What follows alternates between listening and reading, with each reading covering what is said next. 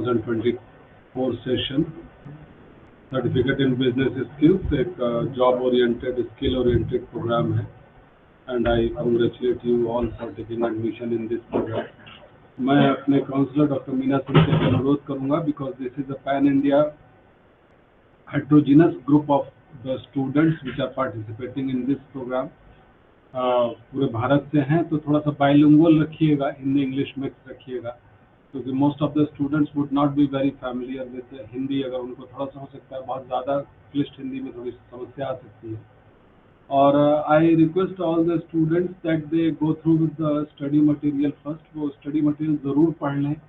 आज introductory sessions हैं, कुछ बातें आपको काउंसलर मैम बताएंगी और आप अपना स्टडी मटेरियल ज़रूर पढ़ लें। कम विथ योर क्वेश्चंस आप डिस्कस करें अपने काउंसलर के साथ कि आपको किस टॉपिक में ज़्यादा प्रॉब्लम आ रही है, किस टॉपिक पे आप एक एलेबोरेटिव अप्रोच अपने काउंसलर का चाहते हैं, अपने टीचर का चाहते हैं। तो जो भी काउंसलिंग सेशंस हमने रखे हैं, try to attend as much as possible. We are also recording these sessions so that it will be uploaded later on the YouTube channel, जिसको आप बाद में भी देख सकते हैं अपने। तो अपने सवाल ज़्यादा से ज़्यादा अपने साथ रखेंगे, बाद में बीच में इंटरप्ट ना करें क्लास को। और एग्ज़ाम फॉर्म टाइमली ज़रूर भर लीजिएगा क्योंकि all you are eligible for appearing in the exam in December 2024 term end exam session. तो अपना प्रैक्टिकल इस सीबीएस में एक प्रैक्टिकल एग्ज़ाम कंपोनेंट भी होता है। तो जब भी आप एग्ज़ाम फॉर्म भरने जाएंगे तो जो भी उसमें जितने भी कोर्सेज दिए हुए हैं, पेपर्स दिए हुए हैं, तो उनको आप ज़रूर एग्ज़ाम फॉर्म टाइमली भर लीजिएगा। I wish you all the best for your programme और फॉर दिस काउंसलिंग सेशन। और I thank Dr. Kaushlin Singh, the coordinator, for arranging these sessions, and Dr. Meena Singh for conducting the counseling sessions of certificate in business skills. So I leave the session with the counselor, Dr. Meena Singh, to carry forward the session. Please, Dr. Meena Singh. Okay, thank you very much, sir. First, I want to say welcome to each and everyone, those who are present in this meeting. And I want to say thanks to Regional Director, sir, RC, sir, and Dr. Koshlin, sir, and all the students, those who are from all the corners of India. So, once again, welcome from my side. So, I'm going to start. Please give me blessing, everyone, all the Regional Director.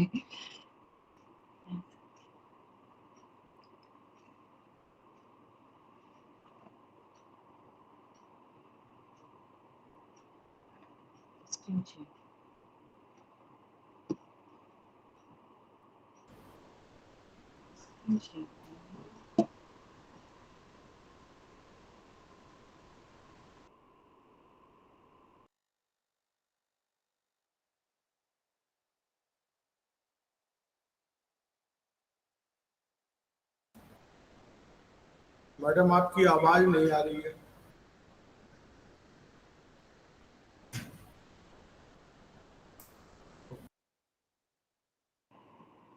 Sir, am I audible, sir? Sir मेरी आवाज आ रही है आप सब लोगों को? बिल्कुल आ रही है। Okay, thank you very much sir. Sir screen adjust कर रहे थे, स्क्रीन शेयर कर रहे थे, इसलिए आवाज नहीं आ रही थी। Okay sir, now I am going to start. So everyone, नमस्ते from my side. Now in this session I am going to cover which subject you have to study in certificate in business skill. I have prepared something for you, those who are new in this course. So here many subjects are there. First one is ECO 1, and that is the business organization, and I will take counseling of this one business organization. मैं इसकी counseling business organization की करूँगी. Afterwards PCO 1, preparatory course in commerce, ये account है और ये basic account से start होके फाइनल अकाउंट तक इसमें हम लोग को पढ़ना है। इसलिए मैं सारे बच्चों से रिक्वेस्ट करना चाह रही हूँ कि कोई भी क्लास वो मिस न करें। Next one is BCO 8001, that is the business communication and entrepreneurship. Business communication में आपका आएगा ग्रामर स्किल्स, जो 11th एंड 12th लेवल का है, ज़्यादा टफ नहीं है क्योंकि मैंने सारा सिलेबस देखा हुआ है। And afterwards entrepreneurship and small small business, और इसमें कैसे हम एंटरप्रेन्योर बन सकते हैं, पूरी चीज़ इसमें CBS में बताया गया, बहुत अच्छे से बताया गया है। मैंने सारी बुक को रिफर किया है। And last one is liberty course, इसमें जो कंप्यूटर का ये कोर्स है, इस पे Windows programming in C, spreadsheet, means आज के लिए जो ऑफिस में जरूरत होती है काम करने के लिए, सारी चीजें इसमें दी गई है। So in this session I am going to cover from आपकी बिगनिंग आवाज फ्रॉम द नहीं आ रही है। इन दिस सेशन। सर अब आ रही है आपको आवाज? Hello, am I audible sir?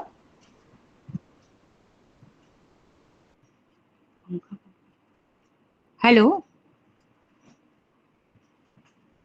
am I audible, sir? Yes, ma'am, you are audible, ma'am. Okay, thank you, thank you. Okay. सो मैं बच्चों को ये बताना चाह रही थी कि ये सारे जो सब्जेक्ट है आप सब लोगों को यहाँ पे पढ़ना है और काफ़ी डीप में है, तो मेरी रिक्वेस्ट है कि डोंट मिस एनी क्लास, क्योंकि एक क्लास में काफ़ी कुछ कवर करना है हम लोगों को। सो इन दिस सेशन आई आवाज एम नहीं आ गोइंग टू। रही है। सर बच्चों को आ रही है। हेलो हेलो Yes, ma'am, हमें आ रही है, मैम। सर, बच्चों को आ रही है आवाज़। हेलो, अच्छा आ रही है। Okay okay. Sir shall I continue, sir? Sir start कर रही हूँ।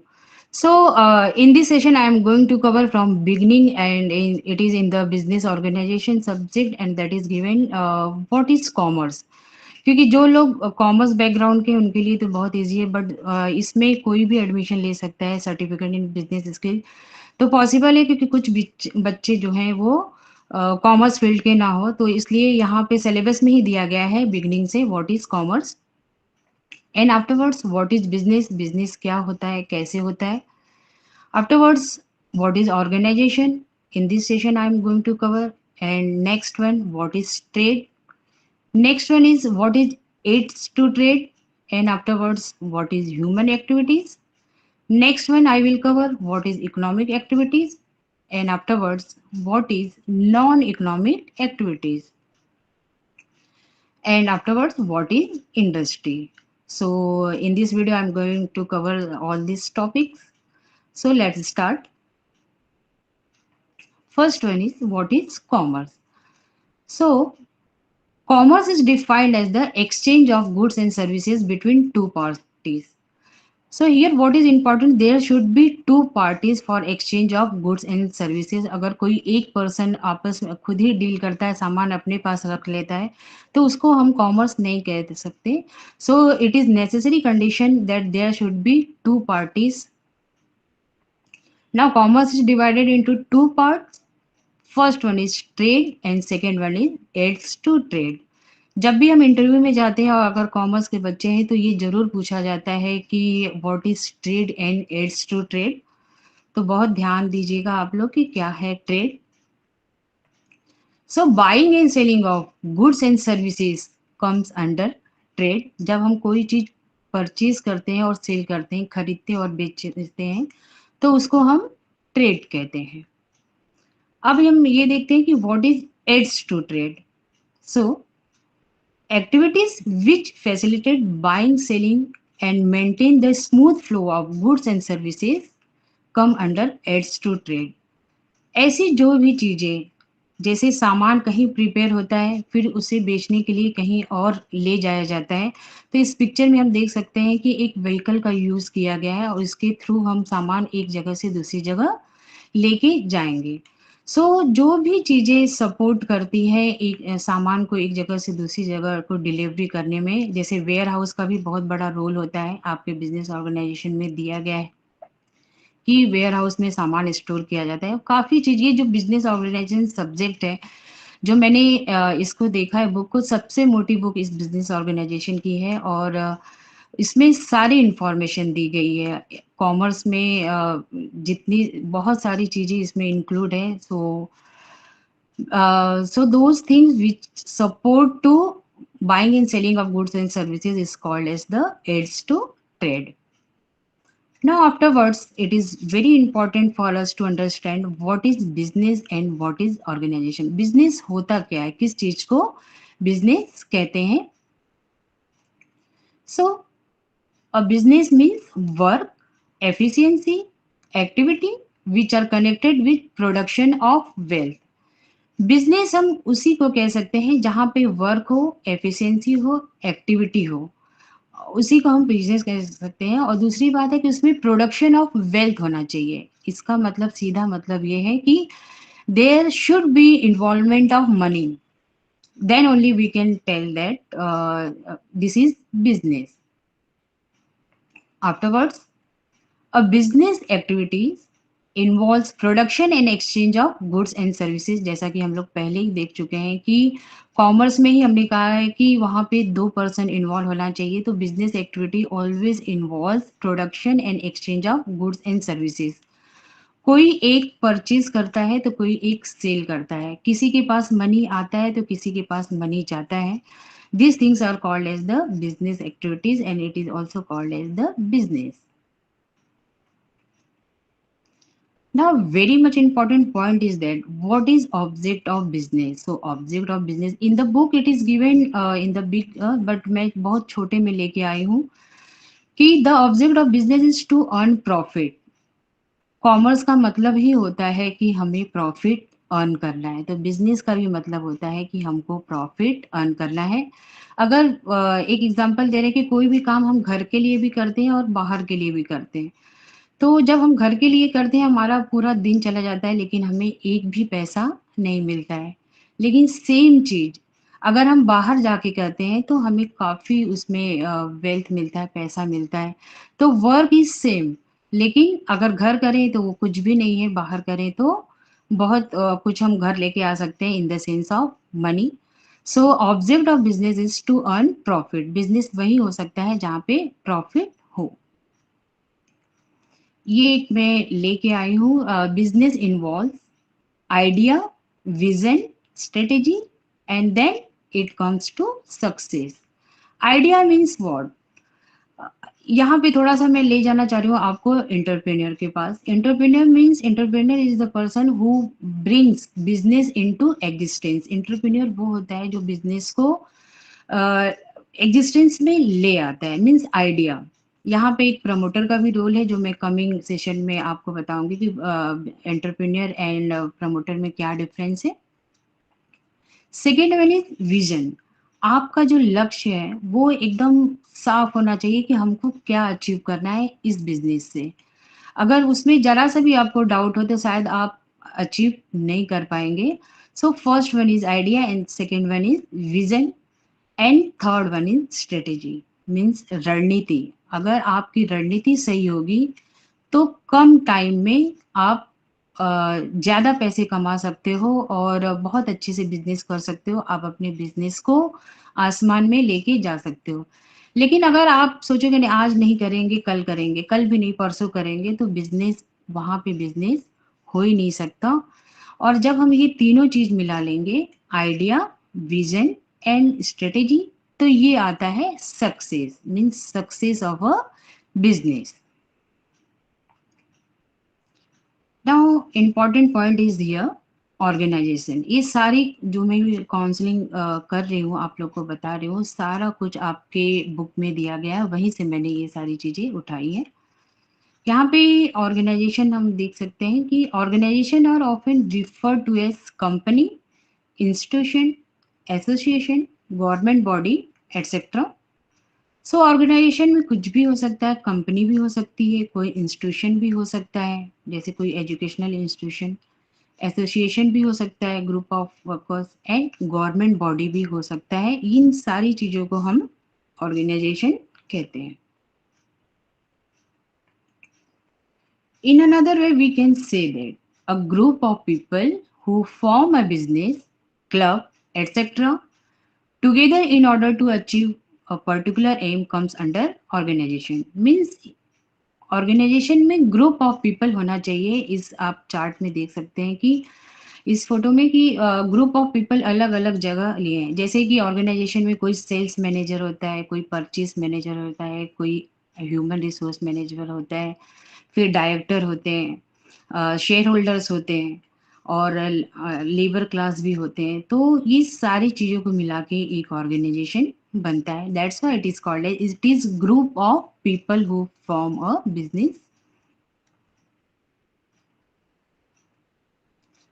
Now, on the basis of ownership and management, organization is divided into 4 groups. This is very important. ये भी दिया गया है आपके बुक में. First one is sole proprietorship, second one is partnership, third one is company, and fourth one is cooperative society. So first one we can take example sole proprietorship. जैसे कर्ता, अगर हम पुराने जमाने में बात करें या आज भी जो फैमिली का हेड होता है, एक कोई बिजनेस चला रहा है, तो उस जो फैमिली को हेड को हम लोग कहते हैं कर्ता, और उसका नाम दिया गया है सोल प्रोप्राइटरशिप. उसमें सारी फैमिली इन्वॉल्व होती है, लेकिन जो मेन डिसीजन लिया जाता है वो कर्ता के द्वारा लिया जाता है. Second one is the partnership form according to the 1932 section. Partnership form ये एक लीगल भी है. अगर आप चाहे तो इसका एग्रीमेंट भी के थ्रू पार्टनरशिप स्टार्ट कर सकते हैं या बिना एग्रीमेंट के थ्रू भी स्टार्ट कर सकते हैं. It depends on terms and condition. It depends on terms and condition of that. Afterwards, third one is company. Company is also called as the group of people. और जहाँ तक अभी इसमें मैं कवर करने जा रही हूँ, आपको सिर्फ 2 टाइप की कंपनी ले रही हूँ, private company and public company. तो प्राइवेट कंपनी में मिनिमम 2 मेंबर्स होना चाहिए, where as in the public company minimum 7 members is required. और मैक्सिमम भी यहाँ पे बहुत जरूरी होता है कि प्राइवेट कंपनी में maximum 200 members according to the companies act 2013. पहले ये 1956 के हिसाब से ओनली 50 मेंबर्स थे, but according to 2013 it is in the private company there should not be more than 200 members, whereas in the case of the public company minimum 7 members are required, but there is no limit for the maximum number. And afterwards cooperative society. ये जो society होती है ये लोगों के उपकार करने के लिए, वेलफेयर के लिए स्टार्ट की जाती है. तो it depends on different terms and condition why that cooperative society is started. Now next one is important, human activities. ये बहुत ही इम्पॉर्टेंट है क्योंकि हमारी जो दिन स्टार्ट होता है वो सुबह जब हम बेड पर से उतरते हैं वहीं से हमारा दिन स्टार्ट होता है. अब इसी में से कुछ ह्यूमन एक्टिविटी में इकोनॉमिक एक्टिविटीज आएंगी, कुछ नॉन इकोनॉमिक एक्टिविटीज आएंगी. तो आगे चल के हम देखेंगे कि क्या होता है. तो human activities are divided into 2 parts. First one is the economic activities and second one is non economic activities. ये सारा कुछ आपके सिलेबस में दिया गया है. So let's see what is economic activity. ये पिक्चर से ही आपको ये समझ में आ रहा होगा कि यहाँ पे हमको कॉइन दिख रहा है, वर्ल्ड दिख रहा है. मीन्स इकोनॉमिक एक्टिविटीज वो होती है जिसमें कि पैसे का लेन देन हो, जिसमें प्रॉफिट हो, that is called as the economic activity. Now here we can say economic activities is equal to production of wealth. जैसा कि बिगिनिंग में ही हम लोगों ने देखा था कि कॉमर्स में वेल्थ होना चाहिए. Same thing in the economic activities, there should be wealth, means there should be buying and selling of goods and services जिससे दोनों पार्टी को फायदा हो. Here also some information is given about the economic activity. Many different people make their living by doing different types of jobs. These jobs are called as economic activities. जब हम बाहर job करने जाते हैं, जब ऑफिस के लिए निकलते हैं, तो जो भी ऑफिस में हम जितने भी घंटे देते हैं वहाँ पे ऑफिस के लिए काम करते हैं ताकि ऑफिस हमको जिस लिए अपॉइंट किया है वो एम्बिशन पूरा हो सके और ऑफिस को भी फायदा हो, ऑर्गेनाइजेशन को भी फायदा हो और हमको भी सैलरी मिले या प्रॉफिट मिले. तो जहाँ पे पैसे की बात आती है that is called as the economic activities. I think it will be clear to everyone, जितने भी बच्चे हैं.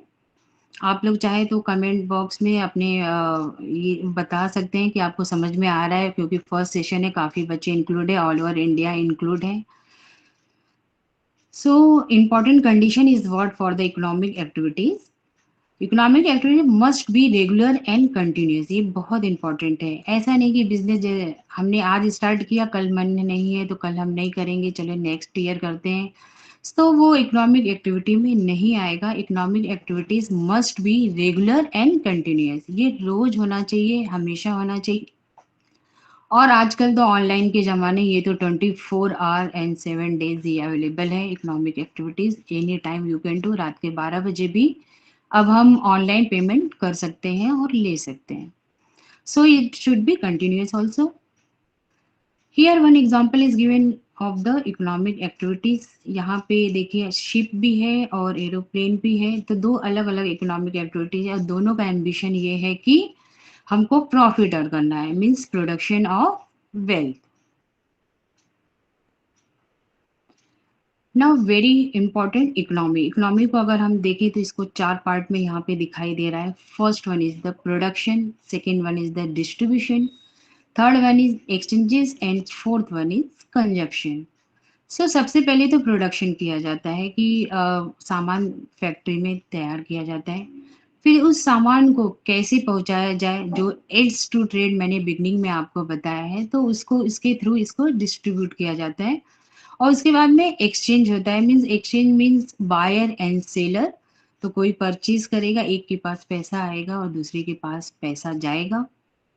And last one is consumption. तो कंजम्पशन से मैं यहाँ पे क्लियर करना चाह रही हूँ कि कंजम्पशन एंड कस्टमर दो अलग अलग चीजें होती हैं. कस्टमर मतलब वो होता है कि जो पर्सन सामान खरीद कर घर ले आए, that is called as the customer. लेकिन उसी फैमिली का कोई पर्सन वो सामान को कंज्यूम करता है, तो उसको हम कंज्यूमर कहते हैं. उसी का मीनिंग यहाँ पे दिया गया है, कंजम्पशन, कि कौन उसको कंज्यूम कर रहा है. सो ये 4 एक्टिविटीज मिला के हमारी इकोनॉमी आएगी. ये वेरी इंपॉर्टेंट है, शायद हम लोग के लिए और ज़्यादा इम्पॉर्टेंट है. कि देखिए खाना बनाया जा रहा है एक कुक के द्वारा और एक लेडी घर पे बना रही हैं. तो इकोनॉमिक एक्टिविटी जो शेफ बना रहे हैं, इनको पैसा मिलता है खाना बनाने के लिए. लेकिन जो लेडी बना रही हैं घर पे, शायद इनका 4 घंटा 6 घंटा खाना बनाने में चले जाए, लेकिन इनको कोई पैसा नहीं मिलेगा. तो जो शेफ जी बना रहे हैं, इनको पैसा मिलेगा. That is called as the economic activity. और जो मैम बना रही हैं, इनको कोई पैसा नहीं मिलेगा. That's why it is called as non economic activities.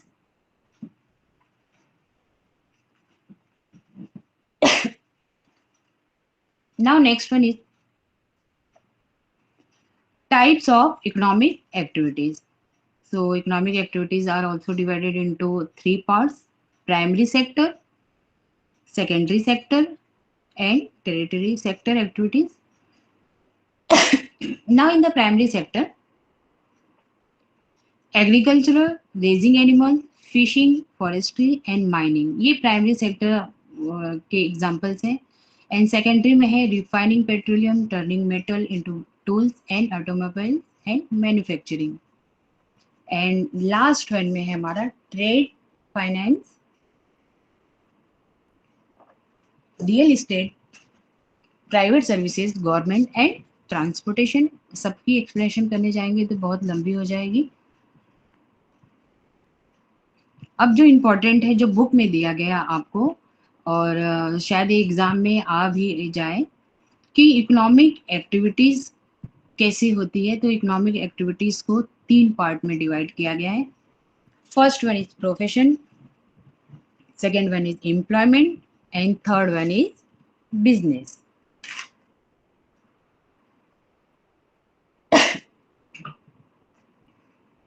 Now here basis of destruction means mode of establishment.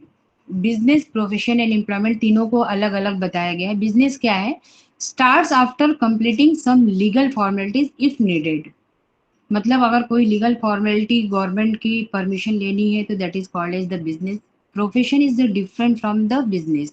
दोनों में प्रॉफिट अर्न होगा, बिजनेस में भी होगा, प्रोफेशन में भी होगा, एज वेल एज एम्प्लॉयमेंट में भी प्रॉफिट अर्न होगा, बट उनके एम्बिशन अलग अलग हैं, इसलिए ये चार्ट मैं आप लोग के लिए लेके आई हूँ। प्रोफेशन में क्या होता है, membership of professional body and certificate of practice required, personalised services and expert nature. Okay, आगे मैं एग्जांपल भी लेके आ रही हूँ, इसलिए ज़्यादा इसमें एक्सप्लेन नहीं कर रही हूँ। And third one is what, employment starts after getting appointment letter. कोई भी अपॉइंटमेंट तभी होता है, कोई किसी भी एम्प्लॉय को तभी मिलता है जॉब जब उसको अपॉइंटमेंट लेटर मिलता है। यहाँ पे एग्जांपल मैं आपके लिए लेके आई, बिजनेस का बेस्ट एग्जांपल है फिशिंग, जो मछली पालन लोग करते हैं, मैन्युफैक्चरिंग गुड्स जो फैक्ट्री में मैन्युफैक्चर होता है, एंड माइनिंग जो कोल वगैरह का काम होता है, that is called is the mining. Profession में हम देख सकते हैं कि डॉक्टर, कोई भी डॉक्टर नहीं बन सकता, तो डॉक्टर के लिए एमबीबीएस एमडी होना बहुत ज़रूरी होता है, और वो रेप्यूटेड कॉलेज से होना चाहिए, जहाँ से भी मतलब है रेप्यूटेड होना चाहिए, कोई भी अपने नाम के आगे डॉक्टर नहीं लगा सकता। लीगल लॉयर भी कोई नहीं बन सकता, एंड अकाउंटेंसी मतलब सीए भी, इसके लिए भी काफ़ी प्रैक्टिस काफ़ी मेहनत करनी पड़ती है, तब जाके वो बंदा सीए बनता है। And next one is last one is employment में हम लोग दे सकते हैं, two examples is here, worker and employ. Worker मतलब लेबर क्लास, एंड एम्प्लॉय मतलब in the office who gets salary.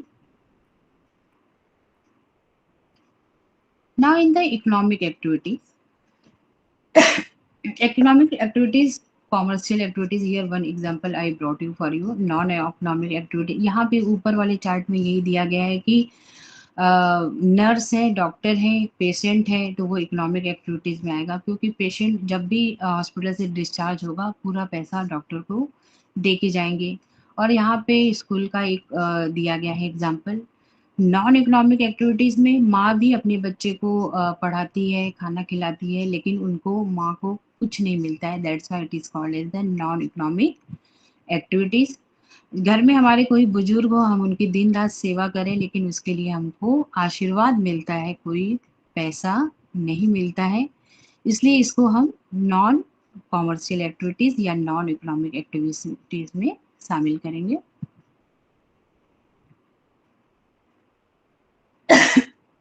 यहाँ पे एक एग्जाम्पल दिया गया है नॉन इकोनॉमिक एक्टिविटीज में, that is what, playing, dancing, giving donation etcetera.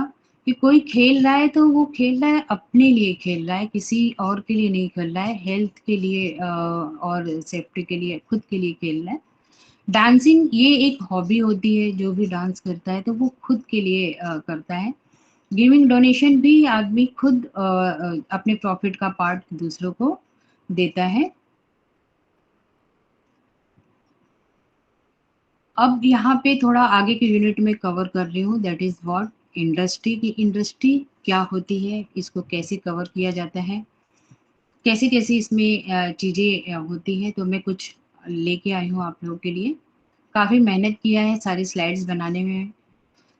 तो industry is another step ahead in the economic chain. It involves the production of goods often through manufacturing processes.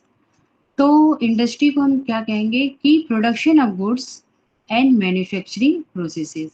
यहाँ पे आगे चल के मैं कुछ एग्जांपल और देना चाहूँगी, अभी इसको पहले देख लेते हैं। Industry typically utilizes resources such as raw material, machinery and labour to create finished product. अगर मैं अब कॉमर्शियल वे में कहूँ तो इंडस्ट्री को वहाँ कहा जाता है जहाँ पे एक टाइप का वर्क सारी जगह होता है, उसे हम इंडस्ट्री कह सकते हैं। अगर हम बनारस की बात करें तो बनारस में एक लोहेटिया जगह है जहाँ पे पूरा लोहे का सामान एक जगह आपको मिल जाएगा, तो that we can call as the industry. वहाँ पे रॉ मटेरियल को इकट्ठा किया जाता है, मशीनरी यूज़ की जाती है, लेबर अपने हार्ड वर्क देते हैं, तब जाके फिनिश्ड प्रोडक्ट बनता है, और जो कि मार्केट में सेल के लिए तैयार होता है। अब कॉमर्स, जो लोग नॉन कॉमर्स है उनको मैं ये बताना चाह रहा हूँ कि there are 3 steps for the production. First one is the raw material. Raw material का मतलब होता है कच्चा उत्पाद आप कहाँ कहाँ से इकट्ठा करते हैं। जरूरी नहीं है कि बनारस में अगर हम इंडस्ट्री है तो हम रॉ मटेरियल बनारस से ही लें, हम अगल बगल की कहीं भी जहाँ पे सस्ता सामान मिले वहाँ से हम मटेरियल को कलेक्ट कर सकते हैं। अब मशीनरी की बात करें तो मशीनरी जैसे जैसे टाइम जाता है एडवांस मशीनरी आती रहती है, तो अगर हमको मार्केट में फाइट करना है तो हमको मशीनरी को भी टाइम टू टाइम चेंज करना पड़ेगा। And third one is the labour. आजकल के ज़माने में लेबर भी हमको एक्सपर्ट ही चाहिए। इलिटरेट लेबर अगर कंप्यूटर वगैरह में या किसी और भी फील्ड में है तो कहीं भी आजकल लिटरेट की ही डिमांड होती है। Now industry is divided into different parts. First one is what on the basis of nature of activity.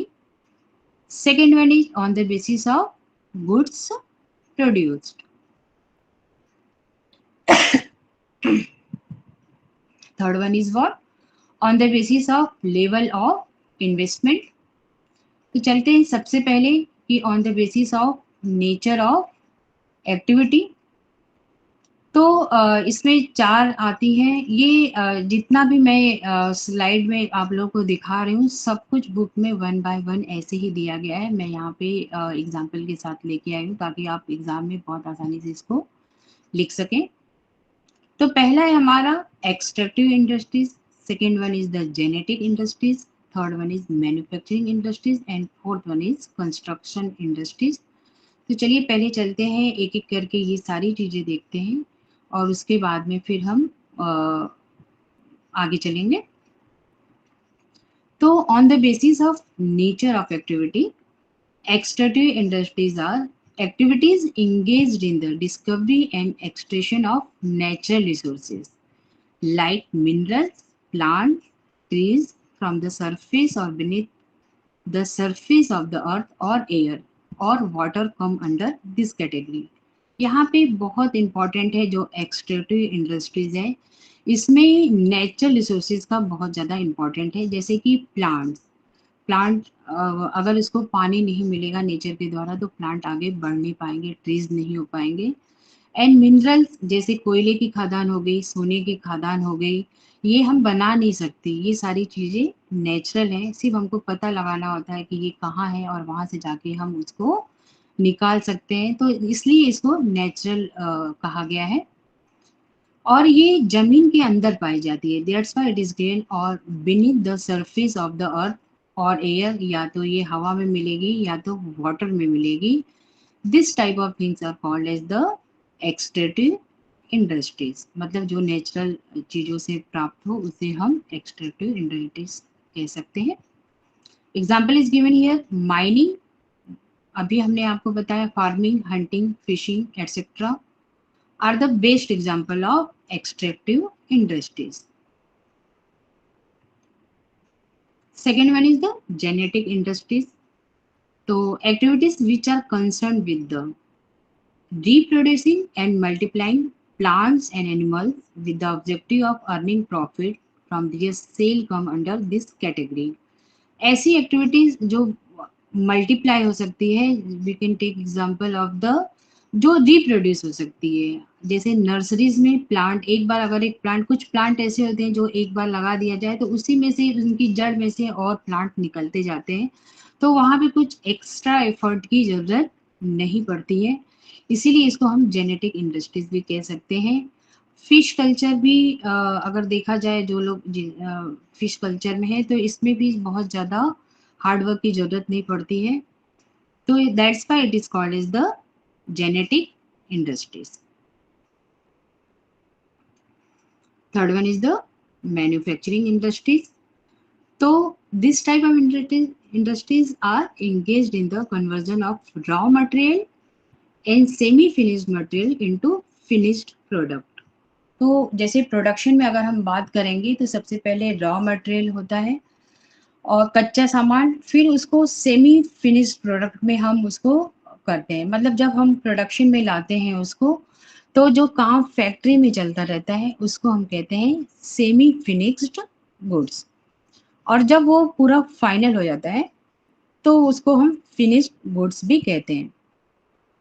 कुछ एग्जांपल मैं देना चाहती हूँ कि कभी-कभी बाहर की कंट्री से रॉ मटेरियल, इंडिया की बात करें तो बाहर की कंट्री से रॉ मटेरियल मंगा के हम उसको अपने यहाँ पे प्रोड्यूस करके और फिर नेक्स्ट कंट्री में उसको हम बेचते हैं।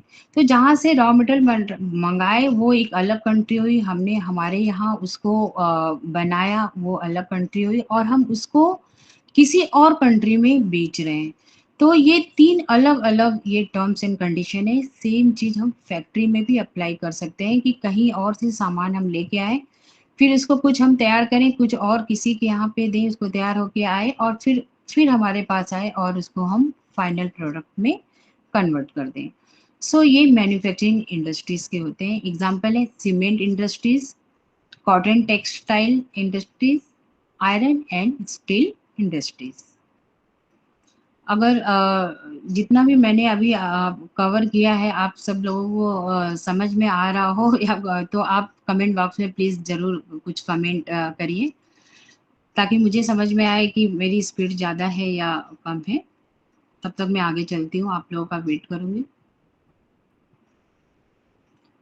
Now next one is what? Construction industries. So construction means these industries are engaged in the construction activities like the construction of buildings, bridge, dams, roads, canals, railway line, etc. तो ये जो है ना कंस्ट्रक्शन वाली चीज़ ये short term के लिए नहीं होती है। जितनी भी चीज़ें हम देख रहे हैं शॉर्ट टर्म के लिए नहीं, लॉन्ग टर्म के लिए होती है। देखिए there are 3 terms and condition, अगर कॉमर्स में देखा जाएगा तो there are 3 terms and condition, short term, medium term and long term. Short term के लिए अगर हम बात करें तो 6 महीने के अंदर जो भी हम कर लिया जाए 1 साल के लिए उसको शॉर्ट टर्म कहा जाता है। मीडियम टर्म जो 1 साल से लेके 5 साल के अंदर हो जाए और लॉन्ग टर्म जो काफ़ी टाइम लग जाए। बिजनेस की बात कर रहे हैं और यहाँ पे जैसे कंस्ट्रक्शन और बिल्डिंग वो कोई 1-2 दिन का काम होता नहीं है, उसमें 1 साल, 2 साल, 3 साल भी लग जाते हैं कभी-कभी बहुत ज़्यादा बड़ी बिल्डिंग अगर बनती हो तो। ब्रिज ब्रिज को भी बनाने में बहुत ज़्यादा टाइम भी लगता है, बहुत ज़्यादा मेहनत भी लगती है, दिमाग भी लगता है। और डैम्स, जैसे आज की बात हम करें तो बिहार में जो नेपाल के द्वारा पानी छोड़ा गया है जिसकी वजह से बिहार में बहुत ज़्यादा तबाही हो रही है और डैम्स का पानी खोल दिया गया है। तो ऐसे में अगर डैम को बहुत अच्छे से ना बनाया जाए, केयरफुली ना बनाया जाए तो पूरा का पूरा हमारा स्टेट ही बह सकता है। इसलिए इसमें बहुत टाइम और मेहनत की ज़रूरत पड़ती है। और रोड्स, आज की डेट में अगर बात करें तो जो रोड है पूरे इंडिया, अगर हम इंडिया की सिर्फ बात करें तो पूरे इंडिया में जो हमारा कॉमर्स रोल प्ले करता है, buying and selling of goods and services depends on the roads. तो रोड भी हमारे नितिन गडकरी जी देख रहे हैं और बहुत अच्छे से रोड कंस्ट्रक्शन का काम चल रहा है। तो ये भी बहुत केयरफुली करना चाहिए। कैनल्स भी उसी तरीके से। एंड रेलवे, रेलवे का तो कोई तोड़ ही नहीं है इंडिया में कि एक अकेली रेलवे है जो ऑल ओवर इंडिया सप्लाई करती है। बाकी तो रोड ट्रांसपोर्ट और एयर ट्रांसपोर्ट भी है हमारे पास। तो इस सब चीज़ों को बताने का मेरे पीछे एक मतलब यही था कि कंस्ट्रक्शन इंडस्ट्रीज़ बहुत ज़्यादा केयरफुली काम करना पड़ता है इस इंडस्ट्रीज़ में। Now next one is what? The product of construction industries are immovable. ये भी बहुत सही है कि जो ये कंस्ट्रक्शन इंडस्ट्रीज़ के प्रोडक्शन है इसको हम कहीं भी एक जगह से दूसरी जगह नहीं ले जा सकते। जैसे बिल्डिंग, बाहर के देशों की बात करें तो वो लोग बिल्डिंग भी एक जगह से दूसरी जगह शिफ्ट कर ले रहे हैं, लेकिन इंडिया में अभी ये बहुत ज़्यादा पॉपुलर नहीं है। कुछ टेम्पल वगैरह ही शिफ्ट हो पा रहा है, पूरी की पूरी बिल्डिंग शायद अभी तो नहीं शिफ्ट हो पा रही है। तो ये इमूवेबल प्रॉपर्टी के रूप में अभी हम लोग इसको देख रहे हैं, लेकिन आने वाले टाइम में ये इमूवेबल प्रॉपर्टी नहीं होगा, ये मूवेबल होगा। Means directly we can shift from one place to another. तो they are erected build as a fix site. इसको हम फिक्स्ड एसेट के रूप में भी देख सकते हैं। फिक्स्ड एसेट, मैं शायद कॉमर्स के टर्म में इसमें बहुत कुछ इन्वॉल्व है। जैसे फिक्स्ड एसेट होता है और दूसरा एसेट होता है टेम्परेरी एसेट। तो वेरिएबल एसेट भी हम कह सकते हैं। फिक्स्ड एसेट वो होते हैं, मुझे लग रहा है कि इसमें सारे कॉमर्स बैकग्राउंड के ही बच्चे, अगर कुछ मुझे आइडिया हो जाता तो नेक्स्ट क्लास में आप लोग जरूर कमेंट करिएगा, क्योंकि मुझे आइडिया हो जाएगा कि सारे कॉमर्स के बच्चे हैं तो मैं कॉमर्स के टर्म यूज़ करूँगी, अदरवाइज फिर मुझे बीच बीच में सारी डिटेल देनी पड़ेगी कॉमर्स की। तो फिक्स्ड वही है जो कि हम उसको कहीं भी मूव नहीं कर सकते हैं, that is for the long term. और वेरिएबल एसेट की बात करें तो वो शॉर्ट टर्म के लिए होती है, we can move it from one place to another. इसका बेस्ट एग्जांपल जब हम बैलेंस शीट बनाते हैं तो बैलेंस शीट में राइट हैंड साइड में हम फिक्स्ड एसेट लिखते हैं और लेफ्ट हैंड साइड में हम लायबिलिटी लिखते हैं। So today I brought this much only. If you have any doubt, then you can ask. Otherwise, I have other slide also. I can go to other slide also. One more PPT is there. Depends on you. Yeah, I got some question also, but yeah. All the answer you will get after at last. Sir will give you answer of all these things. Yeah. I got science back. Oh, yeah. I got science background, engineering background. I'm not from commerce background. Yeah, that's why I was telling you, na. Science background, commerce background, commerce background.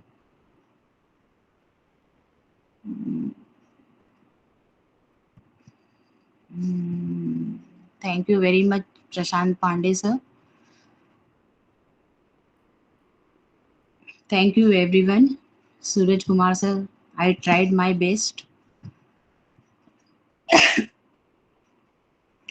तो sir मैं आपसे permission लेना चाह रही हूँ कि मैं इसको कंटिन्यू करूँ या अभी कुछ और स्लाइड्स हैं मुझे मैं उससे स्टार्ट करूँ, अगर आप परमिशन दे तो, या एक बार इसे और रिवाइज कर दें आज के सेशन में, क्योंकि हमको अभी पता चला है कि इसमें कुछ बाहर के भी लोग हैं तो मैं थोड़ा फास्ट चली गई। एक बार मैं थोड़ा सा इसको ये कर दे रही हूँ बिगनिंग में।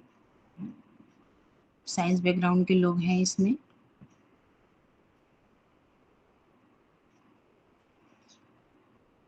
ये सर्टिफिकेट इन बिजनेस स्किल जो आपने लिया है, ये दिस इज़ वेरी गुड। ये आज के युग में भले आप साइंस बैकग्राउंड के हैं तो कोई प्रॉब्लम नहीं, लेकिन जब भी आप ऑफिस में जॉब करने जाएंगे तो वो ये सर्टिफिकेट इन बिजनेस स्किल को बहुत ज़्यादा वैल्यू देंगे, क्योंकि सर्टिफिकेट इन बिजनेस स्किल जो है इसमें जैसे कंप्यूटर भी इन्वॉल्व है, बिजनेस कैसे किया जाता है, who is entrepreneur, all this things are there. Okay, all this things आ रही है तो आपको कोई प्रॉब्लम नहीं आएगी। ये सब्जेक्ट मैंने आपको बता ही दिया है, बस मैं यहाँ पे आपको ये कहना चाह रही हूँ कि इसमें जो बुक्स आई है बहुत अच्छी बुक है, बहुत डीप में दिया गया है, आपको बहुत डीपली इसको पढ़ना होगा सारी चीज़ों को, तो आप इसको कवर कर पाएंगे जो साइंस बैकग्राउंड के हैं। जो कॉमर्स बैकग्राउंड के हैं उनके लिए बीकॉम, एमकॉम, 12th क्लास, मुझे लग रहा है कि सारी चीज़ें इसमें इंक्लूड हैं, कि बुक को मैंने बहुत डीपली देखा है और कंप्यूटर के भी बहुत इसमें इंफॉर्मेशन है। तो कॉमर्स की बात करेंगे तो बस आप लोग बस इतना समझ लीजिए, means commerce means buying and selling of goods and services. जब हम कोई चीज़ परचेज करने जाते हैं या सेल करने जाते हैं उसे हम कॉमर्स कहते हैं। तो कॉमर्स मतलब buying and selling of goods and services, मतलब वहाँ पे पैसे का रोल होना चाहिए। Next one is practical classes. Sir आपको सारी, मुस्कान मैम आपको सारी इंफॉर्मेशन दिया जाएगा सर, लास्ट में आपकी सारी क्वेरी को पूरा करेंगे। Okay, I want that no need to repeat. So shall I go, sir? Are you hearing me? Yeah. This subject is not madam very. आज की काउंसलिंग क्या यहाँ कंप्लीट हो गई या कुछ अभी आज नहीं, काउंसलिंग और करेंगे या क्वेश्चन लिया जाएगा? सर काफ़ी क्वेश्चंस आ रहे हैं, बच्चे जो हैं ये बीएससी से भी हैं, तो मुझे लग रहा है कि पहले इन लोगों के डाउट क्लियर कर लिया जाए आज हम लोग, तो फिर कल नेक्स्ट बिल्कुल काउंसलिंग में इनके अच्छा, हिसाब से सर पढ़ाएंगे ना। बिल्कुल मैं आप लोगों से अनुरोध कर रहा हूँ कि आप लोगों को आज की काउंसलिंग कैसी लगी इसको लिखिएगा चैट बॉक्स पे, और दूसरी चीज आप लोग उसमें से बोलिए, बताइए आप लोग, कोई भी विद्यार्थी कोई भी आज की काउंसलिंग के संदर्भ में बात करना चाह रहा हो तो बताए, या इग्नू के डाउट्स के बारे में कोई कोई बात करना चाह रहा हो तो बता सकता है। Hello sir. आवाज नहीं आ रही कौन है जी? हाँ सर, कोई कह रहा है, someone is hello ma'am. saying yes I can hear you. Ma'am sir आपको आवाज आ रही है हम लोगों की? Ma'am I have one doubt ma'am. या Ma'am, when I was taking the admission, I didn't opt for any kind of physical notes. So, ma'am, now can I opt for any kind of physical notes? Like I you want the. will get it all the books, don't worry Ma'am, for that. ma'am, I didn't opt it when I was taking the admission. So, is there any chance by which I can currently I can get, or any book you can recommend that I can purchase from the market? Have you taken admission in CBS, certificate in business skill? Yes, ma'am. Yes, ma'am. So you will get book. In which session you took admission? Ma'am, this only July session. या it is coming. मेरे पास भी बच्चे हैं, जैसे मेरे college में, आर्मिला PG college में बच्चे हैं, काफी बच्चों ने एडमिशन लिया है, तो बुक Okay, आ ma'am. रही है, आप परेशान मत होइए। कुछ बच्चों के पास बुक आ गई है और कुछ बच्चों के Okay, ma'am. पास बुक पहुंच जाएगी, आप बिल्कुल परेशान है। No need to purchase book from market. Okay, ma'am. Ma'am, one more thing, ma'am. Yes Ma'am, can I give the exam next year, ma'am? Like it is या या already told that या या it's या validity या is for या 2 years, na? That's why I've या decided कि like I should give the exam next year. या you can do it because syllabus is very vast. मैं Yes, regional ma'am. Director sir से ये request करना चाह रही हूँ कि सर मैं ने सिलेबस देखा है और थोड़ा सा वास्ट है, तो ये Uh, sir you can give exam in coming 4 times also, means okay, this ma'am. Time December, next So, time ma'am, June. I don't need to give any kind of assignment this year. When you will be ready for exam, that time you give assignment, so Ma'am, it will I'm be looking to give in the first half of 2025. So, assignment will be given then only, or I have to give it like in give this that time December? only, no? So it will be That time. prepared, no? Because assignment question sometimes comes in the exam also, no? Okay, That's ma'am. why try to give exam that time only. And ma'am, one more thing, last thing, ma'am. Will you be teaching all the everything, or it's just like kind of demo classes or something? No, I have taken all the important points from your book, So, ma'am, you will be and covering the whole see, in syllabus. the book is very big, vast, so I can't take Yes, all ma'am. these things here. Yes, ma'am. But Yes, ma'am. main important heading I brought here, and I will try to, for PPT preparation. It is taking very Yes, much ma'am. time. So according to your demand, first when you will get your book now, according to your demand, I will prepare PPT for you, so it will Okay, be ma'am. clear to you. Don't worry for that. I am always with you. Okay. Okay, ma'am. Okay. Thank you so much, Anyone ma'am. else? Okay. Okay. Anyone Thank you, ma'am. else? Yeah. Ma'am This, yeah. Yes. Ma'am Yes. मुझे ये पूछना था कि इस बार के इग्नू के exams कब हो रहे हैं? क्योंकि मेरे बीएचयू के भी एग्ज़ाम्स हैं। जी, बीएचयू के हैं, आप बीएचयू से ही हैं, बहुत अच्छी बात है। तो बीएचयू में जैसे मुझे पता चला है कि आप किस ईयर में है, क्या मैं जान सकती हूँ? Ma'am second year. तो सेकेंड ईयर में जहाँ तक मेरी इन्फॉर्मेशन में, मैं भी बीएचयू से ही हूँ, तो बेटा मुझे पता है कि नवंबर में एग्ज़ाम होने जा रहे हैं और ये एग्ज़ाम जो होंगे आपके दिसंबर में होंगे। तो जहाँ तक मैम अगर इग्नू के इग्नू सर को मेरी रीजनल डायरेक्टर सर को मेरी आवाज़ आ रही, तो ये सारे क्वेश्चन रीजनल डायरेक्टर सर के हैं, तो मैं स्टॉप करूँगी क्योंकि वो बहुत ज़्यादा अच्छे से जवाब दे सकते हैं। सर आपको मेरी आवाज़ आ रही है? बच्चे कुछ पूछ रहे हैं? अच्छा, मैं ही दे रही हूँ सर को, शायद आवाज़ ना पहुँच पा रही हो जो किसी रीज़न से। तो देखिए बेटा कि नवंबर में एग्ज़ाम्स बीएचयू लेने जा रहे हैं जो सेकंड ईयर के हैं, जहाँ तक मेरे पास इन्फॉर्मेशन है, और इसके एग्ज़ाम दिसंबर में है। तो अगर आप चाहें तो नवंबर में देने के बाद 1 महीने में आप इसका कम से कम आप किस बैकग्राउंड से, क्या मैं जान सकती हूँ? साइंस मैम और मेरा कॉमर्स? बीए इकोनॉमिक्स है। अच्छा, इकोनॉमिक्स है तो इकोनॉमिक्स जो कॉमर्स जो है इकोनॉमिक्स से ही निकला हुआ है, तो काफ़ी कुछ आपको कॉमर्स का पता होगा, तो बहुत ज़्यादा टफ नहीं जाएगा। जैसे मैंने ये बिज़नेस ऑर्गेनाइज़ेशन वाला सब्जेक्ट अभी आप लोगों को लिया है, तो आप ये दे सकते हो या एंटरप्रेन्योरशिप का सिलेबस थोड़ा छोटा है, आप वो दे सकते हो। कोई एक सब्जेक्ट अगर आप ले लोगे तो बेस्ट है, नहीं तो आप पहले काउंसलिंग क्लासेस करिए और फिर आप जून में दीजिए, तब तक प्रिपेयर कर लीजिए, 2 सब्जेक्ट 3 सब्जेक्ट एक साथ दीजिए, मैम डिपेंड्स ऑन यू। अगर मुझे इस साल नहीं देना है, मैं नहीं दे पाई, तो अगले साल लाइक किस मंथ में होगा, ऐसा मैं आप बता सकती हैं प्लीज? जी, जी, बिल्कुल, अच्छा, मैं बिल्कुल। देखिए डॉक्टर मीना जी, मैं इस प्रश्न का उत्तर दे रहा हाँ, हूँ। जी, अभी जी थोड़ा सा सर। टेक्निकल प्रॉब्लम हमारे माइक में थी। तो देखिए, अगर इस टर्म इन सत्रांत परीक्षा में जो भी विद्यार्थी दिसंबर वाले में नहीं बैठना चाहता, नहीं देना चाह रहा है या उसकी तैयारी नहीं है, तो वो नेक्स्ट दूसरी वाली परीक्षा जो जून में होगी उसमें वो अपना असाइनमेंट समय से जमा करके वो एग्जाम में बैठ सकता है। ओके, और कोई डाउट ओके हो सर। तो पहले इग्नू परीक्षा, असाइनमेंट इत्यादि से कोई अगर आपको डाउट्स है तो पहले हमसे बात कर लें। बाकी विषय से संबंधित डॉक्टर मीना जी हमारे साथ जुड़ी हुई है। Sir, as you have mentioned that if I have to give the examination next year, then I have to submit the assignments also next year. Sir, will there be any requirement to fill like re-registration or something like that?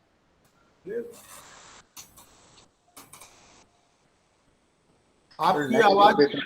हाँ अभी आपकी आवाज आई। आप क्या कहना चाहते हैं? Sir, like you have mentioned कि हमारे पास ऑप्शन है कि हम नेक्स्ट ईयर पेपर दे सकते हैं, तो सर जब हाँ, नेक्स्ट ईयर पेपर देंगे तो क्या कुछ नया रजिस्ट्रेशन वगैरह करना पड़ेगा या फिर इसी रजिस्ट्रेशन पे ही हो जाएगा सर? सभी लोग एक बार सुन लें कि आपकी वैलिडिटी जो है 2 वर्ष तक जो है एकदम रहेगी। आपको रजिस्ट्रेशन नहीं कराना है, ना आपको एक पैसे कहीं खर्च करने हैं। दूसरा ऑप्शन क्या है कि आपको एग्जाम केवल जब भी आप एग्जाम देंगे, मान लीजिए इस बार आप एग्जाम में बैठना चाहते हैं, आपने फॉर्म भर दिया लेकिन लास्ट मोमेंट पे आपने एग्जाम नहीं दिया, तो जब आप नहीं दिए तो अगली बार जब एग्जाम देंगे तो आपको फिर से फॉर्म उसका भरना पड़ेगा, उसका पैसे 200 रुपए पेड करने पड़ेंगे। बस अंतर इतना ही है। आपको 2 साल का अवसर मिलता है, उसमें 4 बार मौका मिलता है आपको एग्जाम देने का और इस कार्यक्रम को पूरा करने का। अब आपके ऊपर निर्भर करता है। जैसे मान लीजिए 4 पेपर आपको जो है देना है पहली बार में, जैसा डॉक्टर साहब अभी पढ़ा रही थी, और 4 में आप जो है 2 ही देना चाहते हैं तो 2 का असाइनमेंट लिख करके अपने स्टडी सेंटर पर जमा करके 2 का एग्जाम दे दें। ये जरूरी नहीं कि एक साथ आप चारों दे सकते हैं। आपकी जितनी तैयारी है उसके हिसाब से आप कंप्लीट कर सकते हैं। नेक्स्ट किसी का प्रश्न?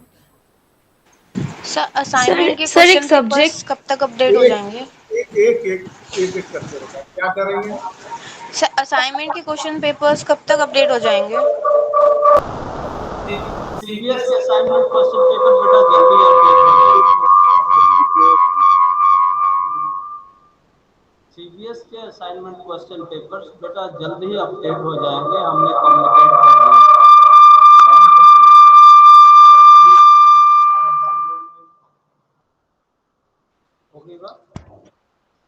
सर, एक सब्जेक्ट है वो एग्जाम फॉर्म में अवेलेबल नहीं है, PCO1 सब्जेक्ट।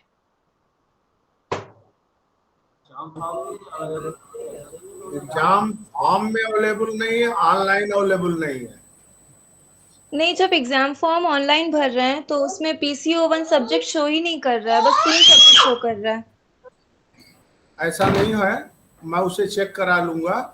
और अनुपम जी, अगर आप देख रहे हैं तो चैट बॉक्स में आप लिख दीजिए या आरसी वाराणसी को एक ईमेल कर दीजिए, हम उसे देख लेते हैं।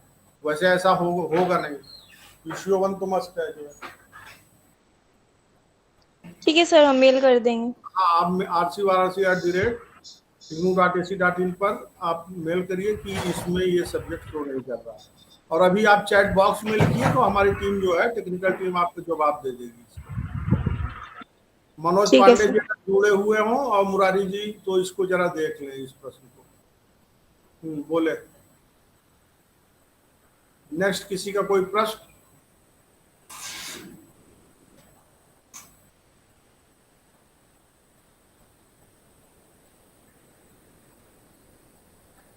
मैडम से किसी का प्रश्न अगर हो, डॉक्टर मीना सिंह जी से। थोड़ा मैं असाइनमेंट के बारे में चर्चा करना चाहूँगा। देखिए, असाइनमेंट बहुत ही महत्वपूर्ण कंपोनेंट होता है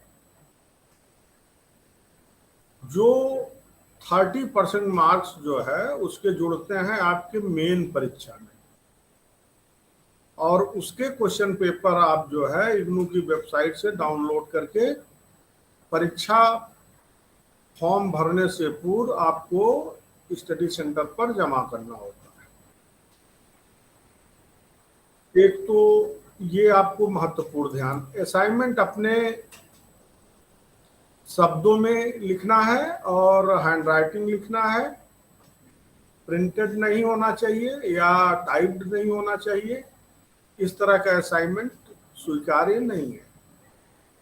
और जो भी स्टडी मटेरियल आपको उपलब्ध हो गया है वो आपके लिए पर्याप्त है।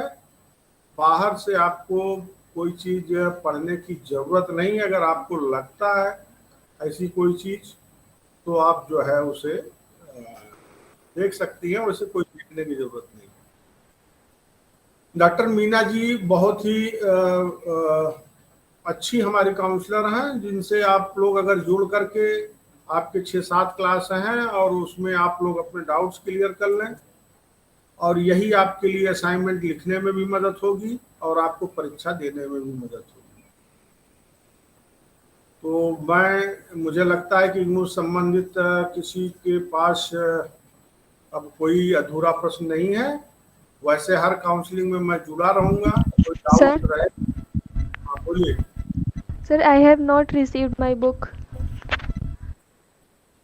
अगर आपने अभी तक बुक रिसीव नहीं किया है तो 2 रीजन हो सकते हैं। एक रीजन कि आपके एड्रेस पर पोस्टमैन ले गया हो, आप वापस आ गई हो, ऐसा संभावना कम है।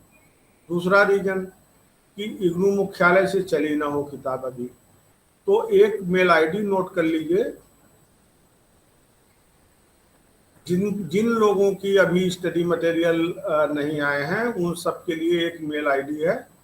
Email ID registrarmpdd@ignu.ac.in। फिर से मैं रिपीट कर दे रहा हूँ, registrarmpdd@ignu.ac.in। सर दूसरी चीज, नहीं और भी बता रहा हूँ, और इग्नू की वेबसाइट पर जाइए। SLM study material tracking ID एक है, आप उससे अपने को इनरोलमेंट नंबर डाल करके देख सकते हैं। आपके मटेरियल स्टेटस डालिएगा वेबसाइट पर जा करके, तो मटेरियल स्टेटस में अपना इनरोलमेंट नंबर डालिएगा, खुल करके आ जाएगा। उसमें चेक कर लीजिएगा कि दिल्ली से किताबें चली हैं या नहीं है, आपको घर बैठे ये पता चल जाएगा। नेक्स्ट सर, मैं ये पूछ रहा था कि असाइनमेंट अगर मैं दिसंबर में सबमिट कर लूँ और एग्जाम जुलाई में दूँ तो कोई प्रॉब्लम नहीं है ना? कोई दिक्कत नहीं है। असाइनमेंट आप जैसे आप कोई एग्जाम नहीं देना चाहता है तो वो असाइनमेंट जो है दिसंबर परीक्षा के लिए, दिसंबर तक नहीं है बल्कि सितंबर अक्टूबर तक आपको समय मिला है। सितंबर 30 सितंबर उसे असाइनमेंट जमा करने की तारीख हमेशा के लिए होती है, लेकिन विश्वविद्यालय ने उसे बढ़ाया है। तो आप मान के चलिए कि आप 15 अक्टूबर तक उसे अवश्य जमा कर दें। और आप अगर परीक्षा नहीं देना चाहते तो अच्छा, असाइनमेंट एक ही बार जमा करना होता है। अगर आप उसमें पास हो गए तो फिर दोबारा नहीं जमा करना होता, और एक ही बार जो नंबर आप पा गए उसमें सुधार भी नहीं होता। अगर मान लीजिए एक बार 100 में आपने 40 पाया, पास हो गए, तो आप ये उम्मीद ना करिए कि दोबारा हम असाइनमेंट जमा कर देंगे मेरे नंबर बढ़ जाएंगे। तो ये जो भी लिखिए एक बार अच्छा लिखिए। नेक्स्ट, सर जो आपने ईमेल आईडी बताया है हम उस पे मेल के but still I didn't receive any response from that side and it's been a 10 days। देखिए ऐसा है कि वहां से हेडक्वार्टर में 30 से 35 लाख विद्यार्थी हैं, तो आपने सोचा कि एक विद्यार्थी को एक बार करने पर तुरंत जो है रिस्पॉन्स हो जाए, तो नहीं, आप थोड़ा सा वेट कर लीजिए। आपका आपने एडमिशन कब लिया था? सर सितंबर के स्टार्टिंग में लास्ट ऑफ अगस्त इसीलिए आपने थोड़ा सा लेट लिया। तो जिसने जुलाई में लिया है, जुलाई से पहले लिया है, तो उसके स्टडी मटेरियल आपका डाटा नहीं गया होगा, आ जाएगा। आप जो है मेल वहां पर 2-3 दिन में एक बार कर दिया करिए, निश्चित रूप से आ जाएगा। Okay sir. तब तक आप इग्नू की वेबसाइट पर ई ज्ञान कोर्स में जा करके स्टडी मटेरियल सर्च करके आप ऑनलाइन पढ़ सकते हो। सर ई ज्ञान कोर्स इग्नू वेबसाइट पर जा करके। Okay sir. अच्छा, दूसरी चीज, जो अन्य जो रीजनल सेंटर के हमारे विद्यार्थी हमसे जुड़े हुए हैं, वो अपनी क्वेरी जो इग्नू से संबंधित, असाइनमेंट जमा करने से संबंधित, बुक से संबंधित, जैसे मान लीजिए कोई रीजनल सेंटर वाराणसी का छोड़ करके अन्य जगह का विद्यार्थी है, तो वो अपने रीजनल सेंटर को स्टडी मटेरियल या असाइनमेंट संबंधित चीज़ों के लिए असाइनमेंट जमा उसको अपने रीजनल सेंटर से में जो स्टडी सेंटर अलॉट है वहीं जमा करना होगा। आरसी वाराणसी की केवल इतनी जिम्मेदारी है, वो काउंसलिंग करा रहा है। यहाँ नहीं है कि आपको असाइनमेंट, सभी को असाइनमेंट आरसी वाराणसी को भेजना है। ध्यान रखिएगा, जो आपका स्टडी सेंटर है और जो आपका रीजनल सेंटर है उसके तहत ही वहाँ असाइनमेंट जमा करना होगा। और क्वेरी भी वहाँ से जो आपकी रिजॉल्व नहीं हो रही है, आप अपने रीजनल सेंटर पे, केवल हम आरसी वाराणसी के विद्यार्थियों की स्टडी मटेरियल, असाइनमेंट इत्यादि अगर कोई समस्या हो रही है तो उसके बारे में हम उनको बताएंगे। और जनरल क्वेरी में आप लोग भी हमारे साथ, हमारे विद्यार्थी हैं, शामिल हैं, लेकिन जो रिस्पॉन्सिबिलिटी आपके रीजनल सेंटर की है वो वहाँ पर आप जरूर कांटेक्ट रखें। नेक्स्ट किसी का question? Sir I have received only one book. आप किस रीजनल सेंटर से बोल रही हैं? सर लखनऊ। यस, क्या प्रॉब्लम है आपको? सर मेरी सिर्फ एक ही बुक आई है अभी। मैंने क्या कहा? अभी आपको सुनाई नहीं पड़ा? मैंने कहा कि बुक से संबंधित, असाइनमेंट से संबंधित ये सारी बातें आप अपने रीजनल सेंटर से कांटेक्ट करिए। केवल आरसी वाराणसी के विद्यार्थी जिनकी किताबें नहीं आई हैं उनको हम मार्गदर्शन करेंगे और आप लोगों को भी गाइड करेंगे कि आप लोग कहाँ कांटेक्ट करें। हमने गाइड किया कि आप अपने रीजनल सेंटर को कांटेक्ट करिए और दूसरा रजिस्ट्रार mpdd@ignu.ac.in पे कांटेक्ट करिए। ये चीज हमने बताया आपको जनरल वे में। फिर से मैं बता दूं, रीजनल सेंटर वाराणसी के जो भी विद्यार्थी हैं उनकी जो क्वेरी इस तरह की है, असाइनमेंट, एसएलएम और अन्य कोई प्रॉब्लम, वो रीजनल सेंटर वाराणसी दूर करेगा।